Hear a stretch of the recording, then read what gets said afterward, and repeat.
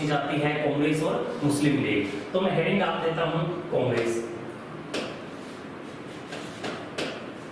तो हम पढ़ने वाले हैं कांग्रेस के बारे में। कांग्रेस के बारे में तो देखिए आज की क्लास में हम पढ़ेंगे कांग्रेस। अब जो ये कांग्रेस है, ये कांग्रेस क्या है? एक अमेरिकी मूल का शब्द है, इसके बारे में चर्चा करते हैं। तो देखिए जो ये कांग्रेस है, ये एक अमेरिकी मूल का शब्द है, ये एक अमेरिकी मूल का शब्द है, अमेरिकी मूल का शब्द है। तो हम पढ़ते हैं ये एक अमेरिकी मूल का शब्द है क्या? कांग्रेस। इसका फिर मतलब क्या होता है? तो हम पढ़ते हैं इसका अर्थ क्या है। इसका जो अर्थ है वो अर्थ है लोगों का समूह, यानी इसका मतलब है लोगों का समूह। लेकिन भारत में इस शब्द को यूज किया गया पार्टी बनाने में। तो देखिए हम पढ़ते हैं इस पार्टी की स्थापना के बारे में। सबसे पहले इंपॉर्टेंट क्वेश्चन बनेगा, इस पार्टी की स्थापना किसने की और कब हुई? तो बात है 28 दिसंबर 1885 की। 28 दिसंबर 1885 की इस पार्टी की स्थापना ब्रिटिश सिविल सेवा के सेवानिवृत्त अधिकारी थे, जिनका नाम था एक्टन या एलन ऑक्टेवियन ह्यूम, जिनका पूरा नाम एओ ह्यूम है। और जो ये एओ ह्यूम है, इन्होंने स्थापना की थी 28 दिसंबर 1885 की। और ये कहाँ के रहने वाले थे? ब्रिटेन के। ब्रिटेन के आईएएस रिटायर्ड अधिकारी थे, जिनका नाम था एओ ह्यूम। तो एओ ह्यूम ने इनकी स्थापना की थी। और ये स्थापना कहाँ पे की थी? तो कांग्रेस की जो स्थापना थी ये मुंबई के गोकुलदास तेजपाल संस्कृत विद्यालय में हुई थी। मुंबई के गोकुलदास तेजपाल संस्कृत, मुंबई के गोकुलदास तेजपाल संस्कृत विद्यालय में हुई थी। गोकुलदास तेजपाल संस्कृत विद्यालय में हुई थी। तो ये हम पढ़ते हैं इसी में। तो देखिए इसके बाद हम पढ़ते हैं जो कांग्रेस है, इसकी स्थापना तो हो चुकी थी। अब कांग्रेस की स्थापना एओ ह्यूम ने की थी। देखिए मैं आपको एक बात बता देता हूं, जो कांग्रेस है, इस कांग्रेस की स्थापना की गई थी एओ ह्यूम यानी कि ब्रिटेन के एक सेवानिवृत्त अधिकारी के द्वारा। लेकिन जो एओ ह्यूम है, ये हमेशा इसके महासचिव के पद पर रहे थे, कभी भी इसके अध्यक्ष नहीं बने। अब इसके बाद ये कांग्रेस क्या करेगी? कांग्रेस से एग्जाम में क्वेश्चन क्या आते हैं? तो कांग्रेस से ये तो सारे क्वेश्चन हाँ लोगों की कांग्रेस की स्थापना कब हुई, किसने की, किस रीजन से हुई। अब देखिए हमें कांग्रेस में पढ़ना क्या है आपके एग्जाम के लिए? तो जब से कांग्रेस की स्थापना हुई उसी साल से लेके प्रत्येक साल यानी कि 1947 तक कांग्रेस ने हर साल सेशन यानी कि अधिवेशन किए। हर साल अधिवेशन में कुछ न कुछ इंपॉर्टेंट काम हुआ था, उनकी अध्यक्षता की थी, वो सारे आपके एग्जाम में पूछे जाते हैं। अब आप ये कहोगे सर 1885 से 1947 तक क्या सारे याद रखने पड़ेंगे? बिल्कुल भी नहीं। आपको एचएसएससी के अकॉर्डिंग, आपके एग्जाम के अकॉर्डिंग 1885 से 1947 तक सिर्फ 8 से 10 अधिवेशन ऐसे हैं जिसमें कुछ इंपॉर्टेंट काम हुए हैं, वो आपको याद रखने पड़ेंगे। तो स्टार्ट करते हैं। पहले 4 तो आपको हमेशा याद रखने पड़ेंगे। तो स्टार्ट करते हैं कांग्रेस का पहला अधिवेशन। तो हम स्टार्ट करते हैं कांग्रेस का पहला अधिवेशन, फर्स्ट सेशन ऑफ कांग्रेस। तो हम पढ़ते हैं कांग्रेस का पहला अधिवेशन।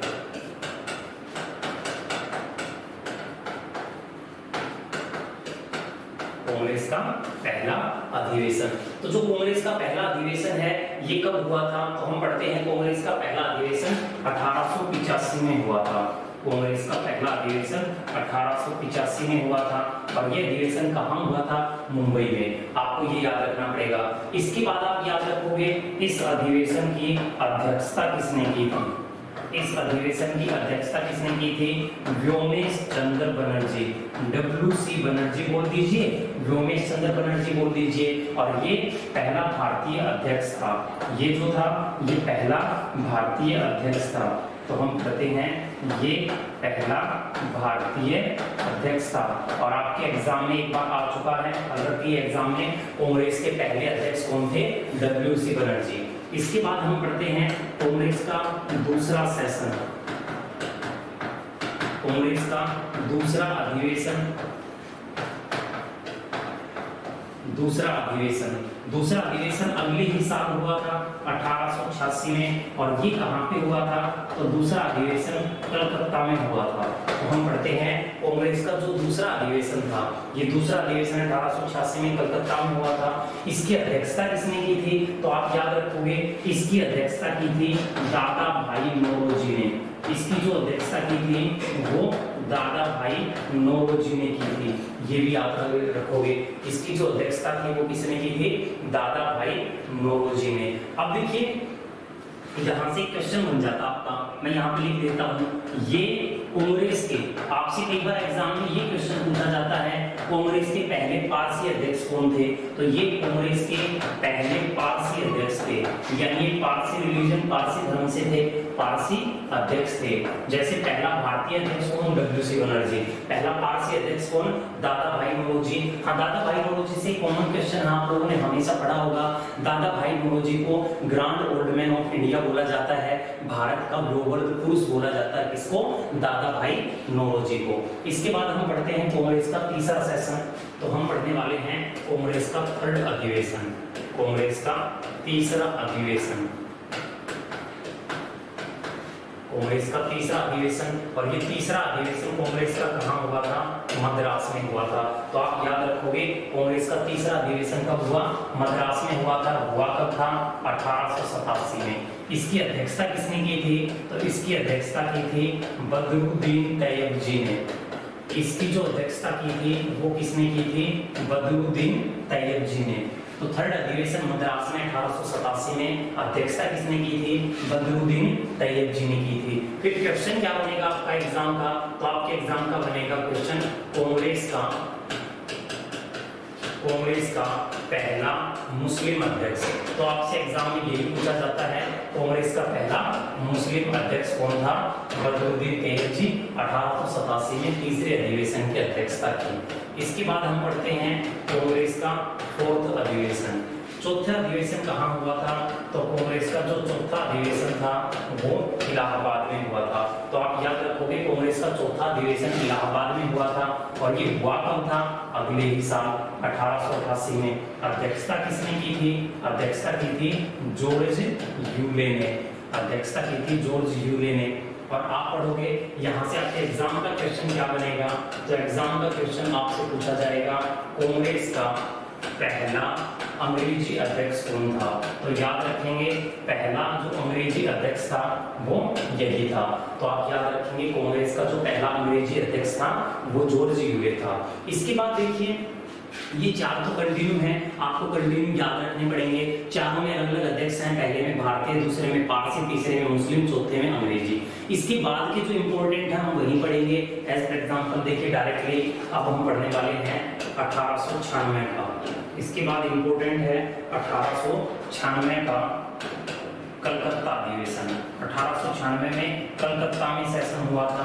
1896 का कलकत्ता अधिवेशन। तो हम पढ़ने वाले हैं 1896 का कलकत्ता अधिवेशन।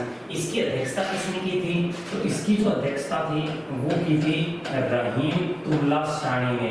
इसकी जो अध्यक्षता की थी वो की थी रहीमतुल्लाह शानी। तो आप याद रखोगे, इसकी जो अध्यक्षता थी वो किसने की थी? रहीमतुल्लाह शानी। इसमें इंपॉर्टेंट काम क्या हुआ था? तो याद रखोगे, इसमें पहली बार राष्ट्रगीत गाया गया था।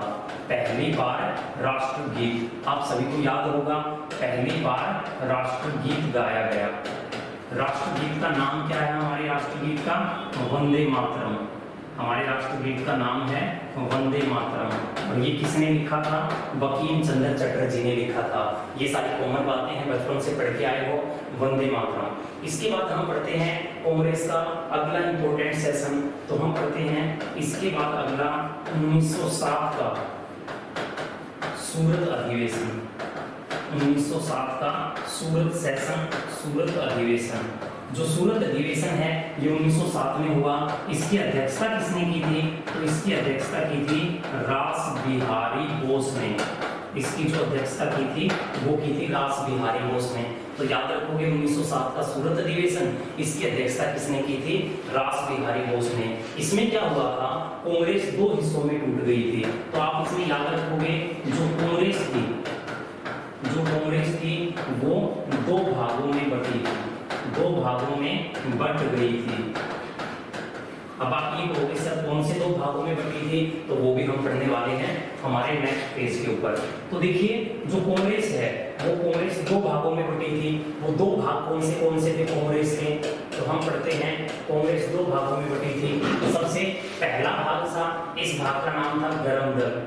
तो हम पढ़ते हैं कांग्रेस बटी गरम दल में।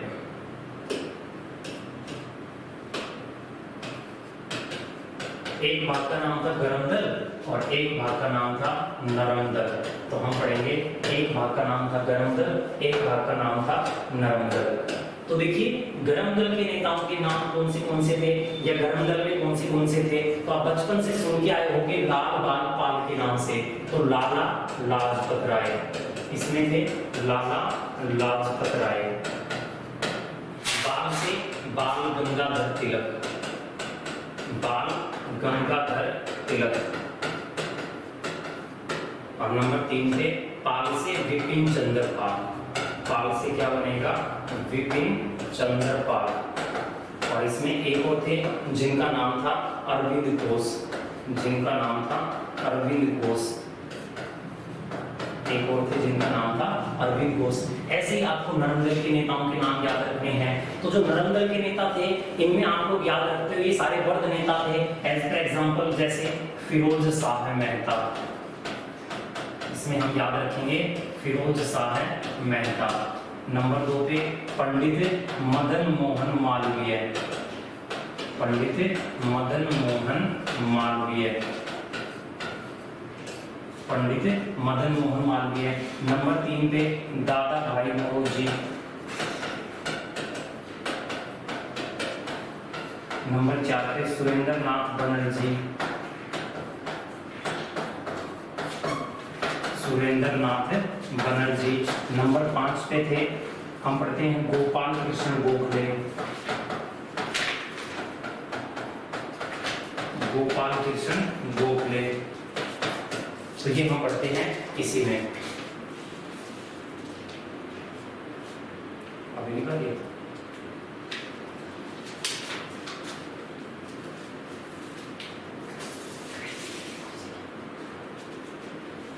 तो देखिए ये थे नरम दल के और ये थे गरम दल के। तो गरम दल और नरम दल के नेताओं के नाम आप याद रखोगे।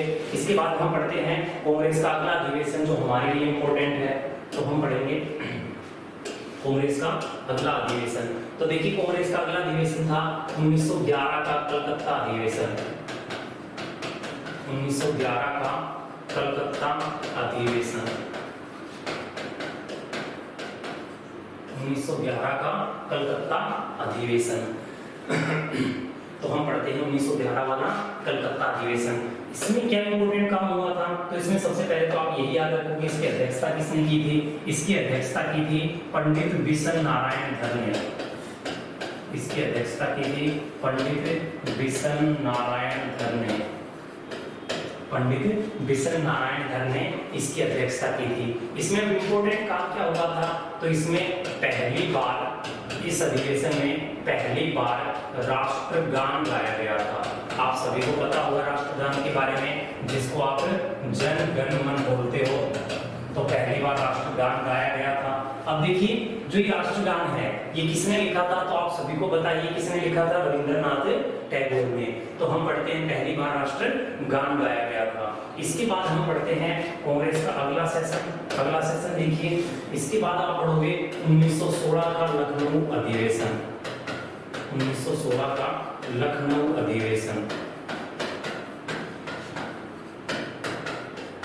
1916 का लखनऊ अधिवेशन। इस लखनऊ अधिवेशन की अध्यक्षता किसने की थी, तो हम पढ़ते हैं जो ये 1916 का लखनऊ अधिवेशन हुआ था, इस लखनऊ अधिवेशन की अध्यक्षता अंबिका चरण मजूमदार ने की थी। इसको आप शॉर्ट में लिखेंगे अंबिका चरण मजूमदार, एसी मजूमदार। और इसको लखनऊ समझौता, हाँ ये भी याद रखेंगे, कई बार एग्जाम में पूछ लिया जाता है लखनऊ समझौता किस को बोला जाता है, इसी को बोला गया था लखनऊ समझौता।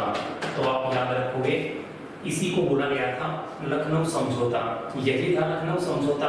अब आप ये कहोगे इसमें क्या समझौता हुआ था, तो इसमें दो इंपॉर्टेंट काम हुए थे, वो दोनों देख लीजिए कौन से इंपॉर्टेंट काम हुए थे। तो हम पढ़ते हैं इसमें पहला काम तो ये हुआ था एनी बेसेंट, एक समझौता था इसमें ये हुआ था एनी बेसेंट और बाल गंगाधर तिलक ने मिलकर, एनी बेसेंट और बाल गंगाधर तिलक ने मिलकर, एनी बेसेंट और बाल गंगाधर तिलक ने मिलकर क्या किया था, नरम दल और गरम दल को एक साथ किया था।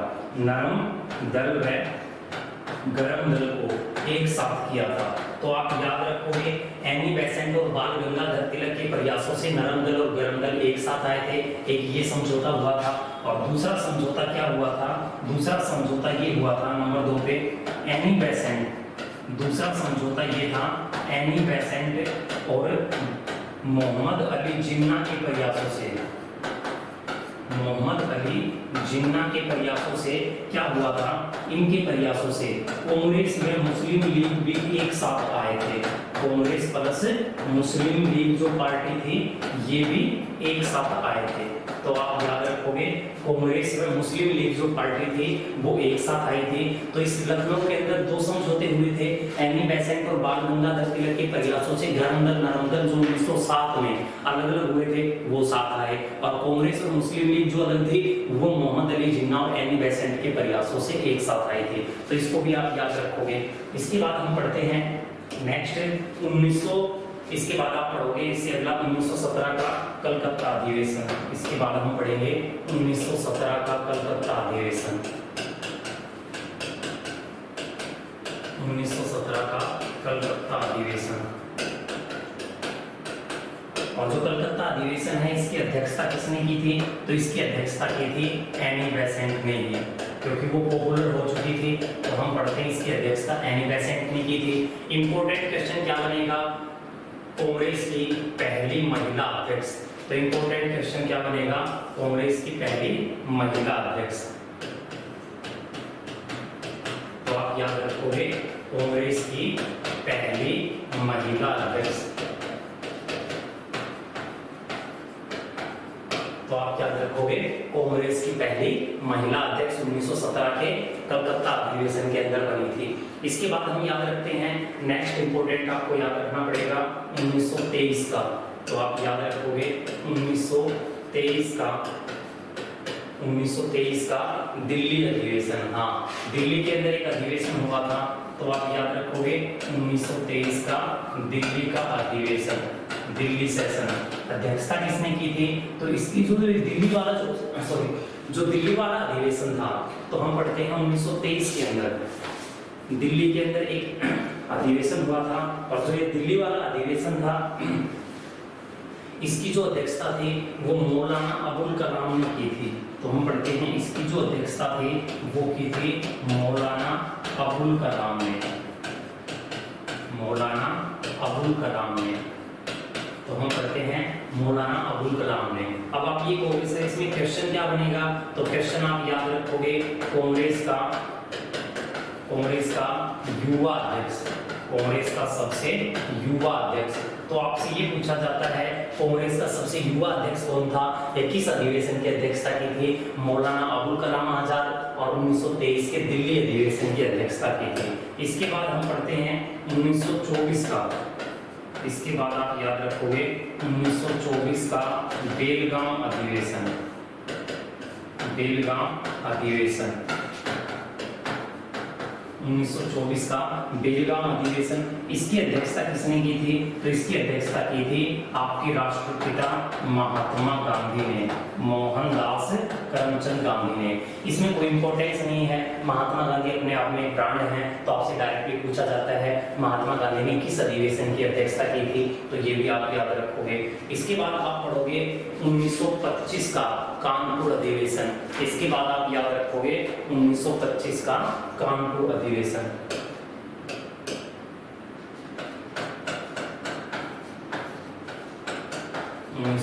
का कानपुर अधिवेशन।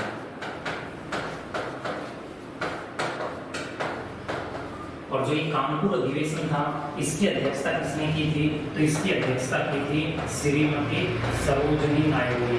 इसकी अध्यक्षता की थी श्रीमती सरोजिनी नायडू ने। तो आप याद रखोगे सरोजिनी नायडू ने। अब आपके एग्जाम का क्वेश्चन क्या बनेगा? कांग्रेस की पहली भारतीय महिला, आपसे पूछा जाएगा कांग्रेस की पहली भारतीय महिला अध्यक्ष कौन थी? पहली भारतीय महिला अध्यक्ष, पहली भारतीय महिला अध्यक्ष।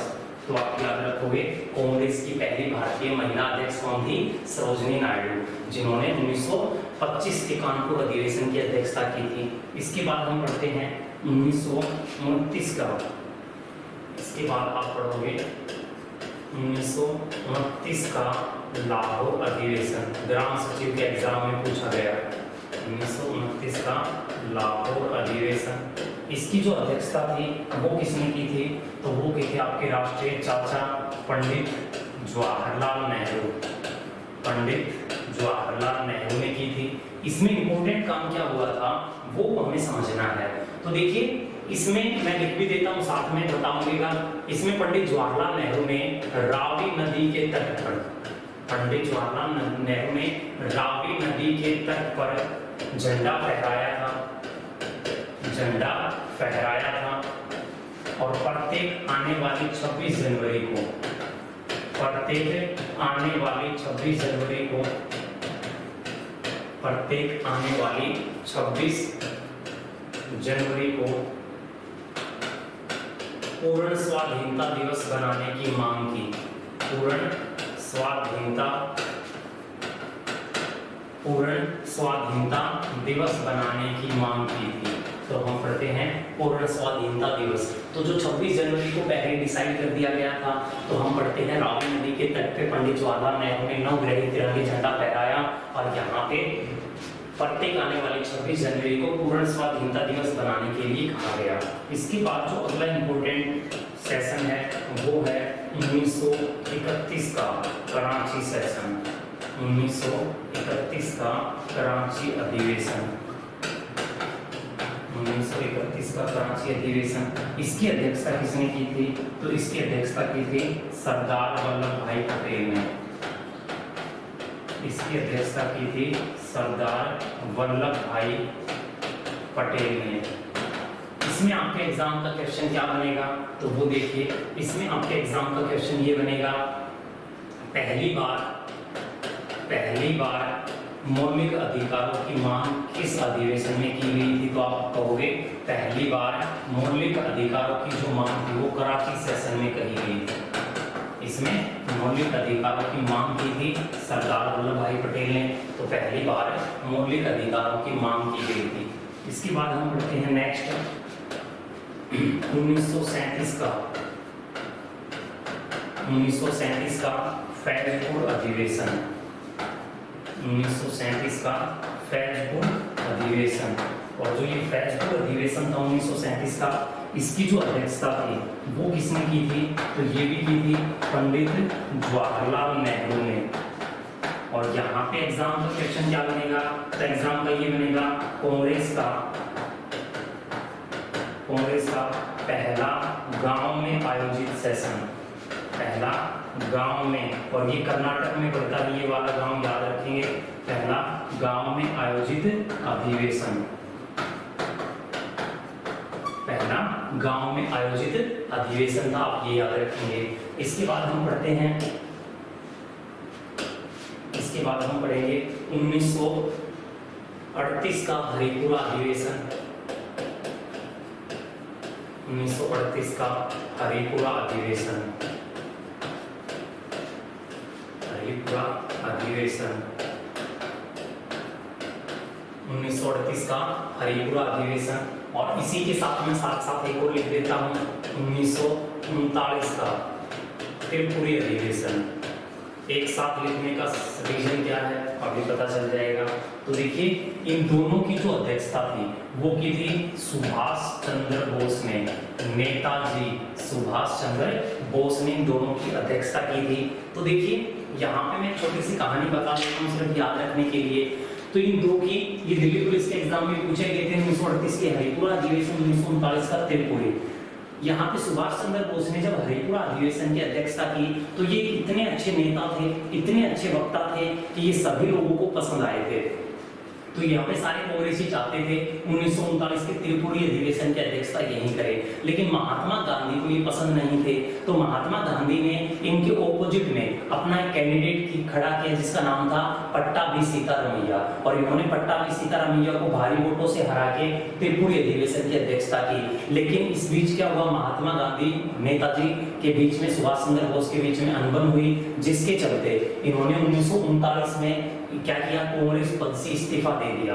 तो आप याद रखोगे इसी 1939 में इन्होंने कांग्रेस पद से इस्तीफा दे दिया, इन्होंने कांग्रेस के पद से इस्तीफा दे दिया, अध्यक्ष के पद से इस्तीफा दे दिया। तो हम पढ़ते हैं इन्होंने कांग्रेस के अध्यक्ष के पद से इस्तीफा दे दिया, और इन्होंने क्या किया, कांग्रेस के अंदर ही रहकर इन्होंने कांग्रेस के अंदर ही एक नया दल बनाया जिस दल का नाम था फॉरवर्ड ब्लॉक, जिसका नाम था फॉरवर्ड ब्लॉक। इन्होंने एक नया दल बनाया जिस दल का नाम था फॉरवर्ड ब्लॉक। तो याद रखोगे 1939 में फॉरवर्ड ब्लॉक की स्थापना सुभाष चंद्र बोस ने की थी। इसके बाद डायरेक्टली आपको ये याद रखना है, आजादी से पूर्व आपसे पूछा जाएगा, आजादी से पूर्व कांग्रेस के, आजादी से पूर्व कांग्रेस के लंबे समय तक अध्यक्ष, कांग्रेस के लंबे समय तक अध्यक्ष कौन थे? तो आजादी से पहले कांग्रेस के जो लंबे समय तक के जो अध्यक्ष बने थे वो कौन रहे थे? तो ये रहे थे मौलाना अबुल कलाम आजाद, ये रहे थे मौलाना अबुल कलाम। यानी आजादी से पहले लंबे समय का मतलब है 1942 से लेकर 1946 लगातार अध्यक्ष रहे थे। इसके बाद एक लास्ट क्वेश्चन बनेगा यहाँ कांग्रेस से, आपसे पूछा जाएगा आजादी के समय, आजादी के समय कांग्रेस के अध्यक्ष, आजादी के समय कांग्रेस का अध्यक्ष। तो याद रखेंगे आजादी के समय जो कांग्रेस के अध्यक्ष थे वो थे आचार्य जेबी कृपलानी,